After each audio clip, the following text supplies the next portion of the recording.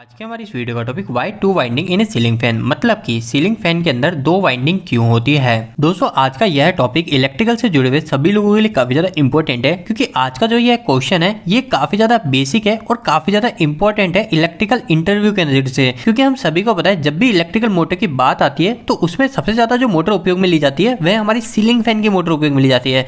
तो अब इससे ही जुड़ा एक सवाल यह आ जाता है कि आखिरकार इस सीलिंग फैन के अंदर हमारी दो वाइंडिंग क्यों की जाती है। आप यहाँ पे देख सकते हैं हमारी पहली वाइंडिंग ये बाहर वाली हो गई और हमारी दूसरी वाइंडिंग ये हमारी अंदर की हो गई। तो आखिरकार ऐसा क्यों है, इसका क्या जवाब है, वही आज की इस वीडियो के अंदर हम जान लेंगे। तो बिना देरी करे छोटे से वीडियो को स्टार्ट कर लेते हैं। तो दोस्तों वीडियो की स्टार्टिंग में मैं आपको बता देना चाहता हूं कि आज का ये टॉपिक काफी ज्यादा सिंपल है, तो ये वीडियो भी छोटा बन सकता है। सबसे पहले जब भी हम हमारी सीलिंग फैन की वाइंडिंग की बात करते हैं तो आपको पहली चीज यह पता होनी चाहिए कि हमारी जो इसमें ये दो वाइंडिंग हो रही है ना, इसके अंदर से जो अंदर वाली जो वाइंडिंग होती है इसे हम मेन वाइंडिंग बोलते हैं। जो हमारा मेन काम होता है ये इस मेन वाइंडिंग का होता है, जबकि ये जो बाहर वाली वाइंडिंग होती है यह वाइंडिंग हमारी ऑक्सिलरी वाइंडिंग होती है। और कई बार इस वाइंडिंग को हम स्टार्टिंग वाइंडिंग के नाम से भी बोलते हैं, और जो हमारी मेन वाइंडिंग होती है इस मेन वाइंडिंग को हम रनिंग वाइंडिंग भी बोलते हैं। अब दोस्तों जैसे आपको नाम पता चला कि इस बाहर वाली जो वाइंडिंग है इसका नाम है हमारा ऑक्सिलरी वाइंडिंग और अंदर वाली का नाम है हमारा मेन वाइंडिंग, तो इसके नाम से हमें आधी चीजें पता चल जाती है।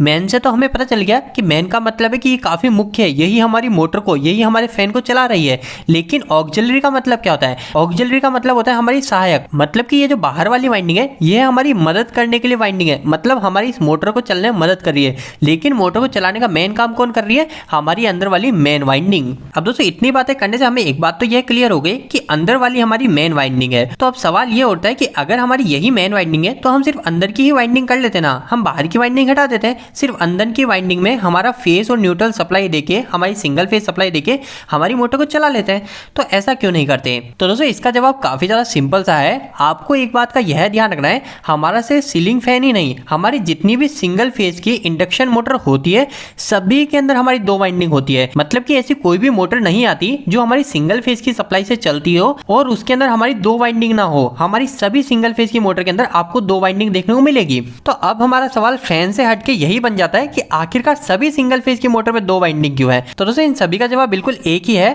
आपको सिर्फ एक बात यह पता होनी चाहिए कि जब हमने हमारे सीलिंग फैन या किसी भी मोटर में सिर्फ एक वाइंडिंग करी और इस वाइंडिंग के अंदर अगर हमने यहाँ से फेस और एक न्यूट्रल की सप्लाई दी, तो ऐसा करने के कारण हमारी जो मोटर के अंदर जो रोटर होता है, रोटर किसे बोलते हैं? रोटर उसे बोलते हैं जो हमारा घूमता है। हमारे सीलिंग फैन के अंदर जो चीज घूम रही है उसे रोटर बोलते हैं। तो अभी के केस में जब हमने हमारी इस मोटर में सिर्फ एक ही वाइंडिंग करी, सिर्फ मेन ही वाइंडिंग करी और इसके अंदर फेस और न्यूट्रल दिया, तो इसके कारण क्या होता है दोस्तों? हमारा जो ये रोटर होता है ना, इस रोटर के ऊपर हमारा बाई डायरेक्शनल टॉर्क लगता है। आखिरकार ये बाई डायरेक्शनल टॉर्क क्या है? तो टॉर्क का मतलब सिंपल सा होता है हमारा धक्का लगना, एक तरह का प्रेशर होता है। जैसे कि ये मेरा पेन है, इस पेन को यहाँ पे रखा हुआ है तो मैं इसको धक्का लगा रहा हूँ, इस पेन को मैं धक्का लगा रहा हूँ। इसी तरीके से हमारी जो वाइंडिंग होती है, इस वाइंडिंग से हमारी मैग्नेटिक फील्ड उत्पन्न होती है और वह जो मैग्नेटिक फील्ड होती है वह हमारे रोटर को धक्का लगाने का काम करती है। मतलब टेक्निकल भाषा में हमारे रोटर के ऊपर टॉर्क लगाता है। लेकिन अभी जो ये हमारी मोटर के ऊपर टॉर्क लगेगा यह टॉर्क होता है हमारा बाई डायरेक्शनल। तो आपको इस जवाब के अंदर सिर्फ यही वर्ड याद रखना है, बाई डायरेक्शनल टॉर्क।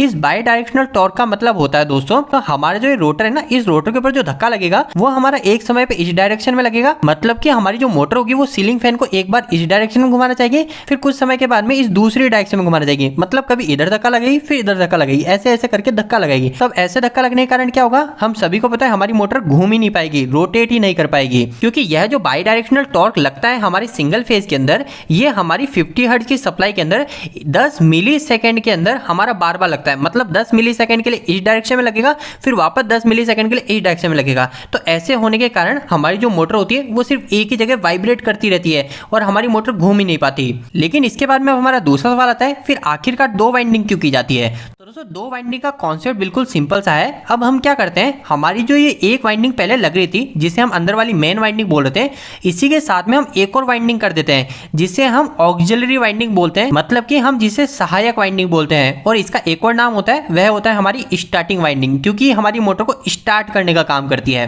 अब दोस्तों यह जो दूसरी वाइंडिंग होती है इसे लगाने से क्या होता है, तो आपको एक और चीज पता होनी चाहिए, इस वाइंडिंग के साथ में हम एक सीरीज में कैपेसिटर को भी लगा देते हैं। आपने देखा है हमारी सीलिंग फैन में कैपेसिटर लगता है 0.5 माइक्रोफेराड का, इस तरीके से हम कैपेसिटर लगाते हैं। तो सिंगल फेज से तो हमारी मोटर घूम नहीं रही थी, तो अब हमने क्या किया, हमारी इस मोटर के अंदर एक ऑक्सिलरी वाइंडिंग लगा दी, एक और वाइंडिंग बाहर की साइड कर दी और उसके सीरीज में कैपेसिटर जोड़ दिया। तो दोस्तों ऐसा करने से क्या हुआ, तो ऐसा करने से यह हुआ जब भी हमने इस मोटर पे हमारा फेज न्यूट्रल सिंगल फेज की सप्लाई दी, तो ऐसा करने के बाद में हमारी जो रोटर के ऊपर जो टॉर्क लग रहा है वह टॉर्क अब बाई डायरेक्शनल नहीं लग रहा। पहले बाई डायरेक्शनल लग रहा था, जिसका मतलब होता है एक बार इस डायरेक्शन में, फिर कुछ मिली सेकंड के बाद में दूसरी डायरेक्शन में। लेकिन अब दूसरे केस में हमारा जो टॉर्क जनरेट होगा वह हमारा यूनि डायरेक्शनल टॉर्क जनरेट होगा। मतलब सिंपल भाषा में हमारी मोटर को जो अब धक्का लगेगा, जो प्रेशर लगेगा, वो एक समय पे सिर्फ एक ही डायरेक्शन में लगेगा। अगर हम मोटर को इस डायरेक्शन में घुमाना चाहते हैं सिर्फ इस डायरेक्शन में लगेगा, अगर हम मोटर को रिवर्स डायरेक्शन में घुमाना चाहते हैं तो सिर्फ दूसरी डायरेक्शन में हमारी मोटर पे टॉर्क लगेगा।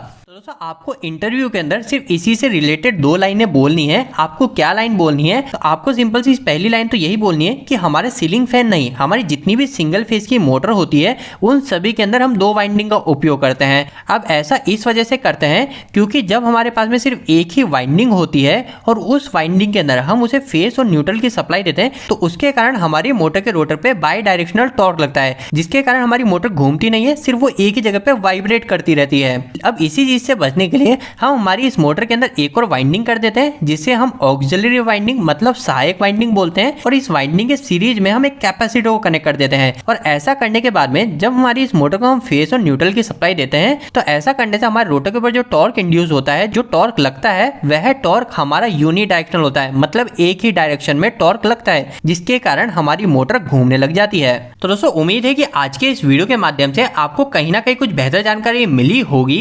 आपको यह वीडियो कैसा लगा, इस वीडियो को लाइक करके जरूर बताएं। अगर आपको कोई भी सवाल इस वीडियो के प्रति या फिर इलेक्ट्रिकल आप मुझे कमेंट बॉक्स में कमेंट करके पूछ सकते हैं। इलेक्ट्रिकल की वीडियो अगर आप देखना पसंद करते हैं, आज हमारे चैनल को सब्सक्राइब कर लीजिए। आज के लिए इतना ही, धन्यवाद।